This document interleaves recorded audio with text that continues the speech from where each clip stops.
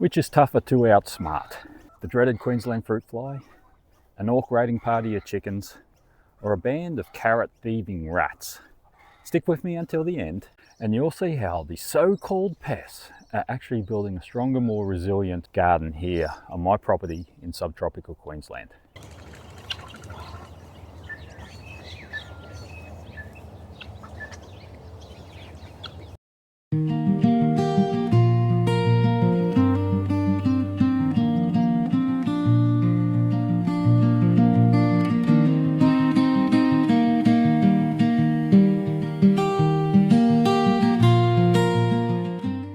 In conventional gardening, pests are often treated as enemies, sometimes to be sprayed, poisoned, or eliminated.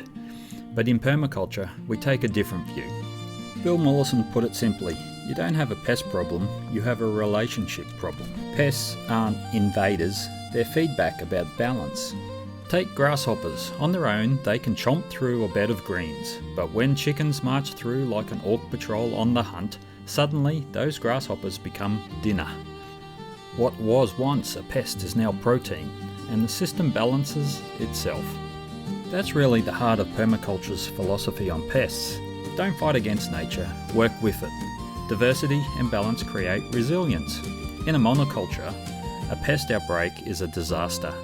But in a polyculture, the system weaves checks and balances into its very design. And it's also about mindset. A few nibbled leaves, that's not failure. That's sharing the harvest with all creatures who make the garden come alive. The Shire itself wasn't neat rows of lifeless crops, it was buzzing bees, singing birds, and the odd cheeky critter pinching a berry or two. As Gandalf told Frodo, all we have to decide is what to do with the time that is given to us. In gardening, we could spend that time waging war on pests, or we could spend it designing systems where balance takes care of the problem for us. And I know which choice feels more like the Shire. Now that we've set the stage with permaculture's philosophy on pests, let's look at the real-world strategies I use here in my patch to keep things balanced. Remember, the goal isn't to wipe pests out, it is to create a system where no single problem gets out of hand. First, diversity. In nature, you'll never find a field of just one thing. That's an invitation for pests. So, I mix crops together. Basil helps deter whiteflies from tomatoes, onions confuses carrot fly, and marigolds pull their weight, keeping nematodes and bugs at bay. A little guild planting goes a long way. Next, I encourage the predators. Ladybirds, lacewings, parasitic wasps. These are nature's pest control. By planting nectar-rich flowers like dill, fennel, or coriander, I'm feeding the allies who keep the enemies in check. A corner of wildflowers can be worth more than a spray bottle. And of course, my chicken battalion, or as I like to call them, the Orc Patrol. Are frontline defenders. Grasshoppers don't stand a chance when the flock's on duty. Plus, they give me eggs, manure, and endless entertainment while keeping insect numbers in check. For rats and mice, I use traps around the veggie patch. Any caught rodent are disposed of respectfully in a dedicated compost bin, never left out where they could spread disease. Sometimes it's as simple as putting up a barrier. I use mesh to keep hares off my young seedlings, and I net fruit when the fruit fly season comes on strong. Planting times also matters. Getting crops in a little earlier or later can dodge the worst pest cycles. When pests still push through, I turn to my homemade sprays. A mix of soap, oil and water helps deter soft-bodied insects, and I use organic fruit fly lures around my orchard. They don't wipe everything out, but they tip the balance just enough back in my favour. So you see, instead of thinking like a soldier waging war, Think like a hobbit designing for peace. Build the garden so it manages itself. Every plant, every insect, every animal, even the so-called pests, play a part in the grand design. It's not about controlling nature, but inviting it into partnership. And when it works, it hums with life and resilience. Like a Shire party, and everyone has a seat at the table. Not every creature in the garden's a pest. In fact, some are allies. The trick is to design in a way that welcomes balance. When we work with nature, we let the food forest do much of the pest management. Bees, hoverflies and ladybirds aren't just beautiful, they're on patrol. Ladybirds devour aphids, hoverflies take care of caterpillars, and bees keep pollination humming along.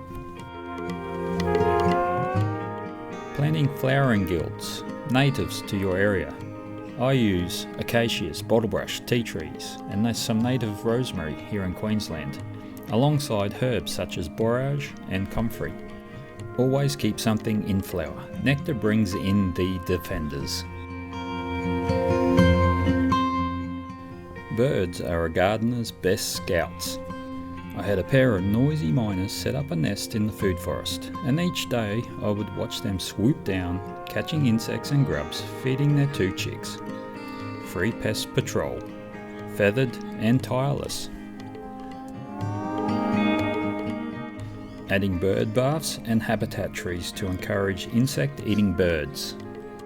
And using layered planting so birds feel sheltered while they hunt. Of course, my roaming chicken orc party does its fair share too. They scratch through the mulch, eating grubs and grasshoppers, keeping numbers down. Though, I'll admit, they can be a little too effective, raiding seedlings if I'm not careful. Rotating chickens through different zones, letting them into beds after harvest or before replanting, and turning pests into protein and manure into fertility. So, instead of fighting every creature that turns up here, I ask, who can help me here? By welcoming balance, I'm not the lone guardian in this forest. I've got a whole community of allies. In permaculture, observation is our greatest tool. Sharper than any sword and keener than any elf's eye. Every pest problem is really nature just sending us a message. All we have to do is listen. When I first started this food forest, I thought planting the trees was the hard part.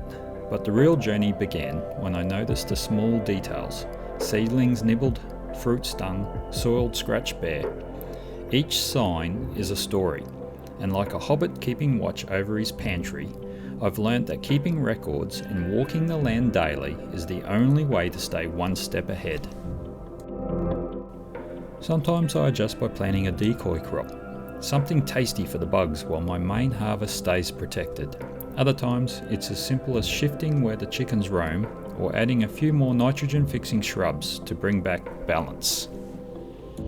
Adaptation is at the heart of permaculture. Nothing is ever truly finished. Not the forest, not the soil, not the gardener. We learn, we tweak, we try again. Even mistakes are part of the design. In fact, they're the best teachers of all. So whether it's fruit flies, rats, or an overzealous orc raiding party of chickens, the answer isn't to fight harder, but to observe closer and adapt smarter. After all, a garden is a living conversation. And like any good tale, it grows richer with every twist. So, what's the lessons here, friends? Pests aren't just the villains in our garden tale. They're characters in the story. Rats nibbling your carrots, fruit flies testing your citrus, and even the chicken orc patrol scratching up your seedlings. All of them remind us that balance is the real treasure. Permaculture teaches us that pests become problems only when systems are out of balance. With diversity, observation, and clever design, we turn challenges into allies, setbacks into compost. Think of it this way. Every garden problem is an invitation to improve the design and add more companions attract more predators, and plant more resilience. The system adapts, and so do we. So, the next time pests show up uninvited, don't panic, just add them to the story. Just adapt, and remember, even Mordor had its place in Middle-earth's balance. And if Frodo could manage that, even we can manage a fruit fly or two. Like, subscribe for more tales from the Shire style permaculture, because around here, even the smallest critter keeps the story alive.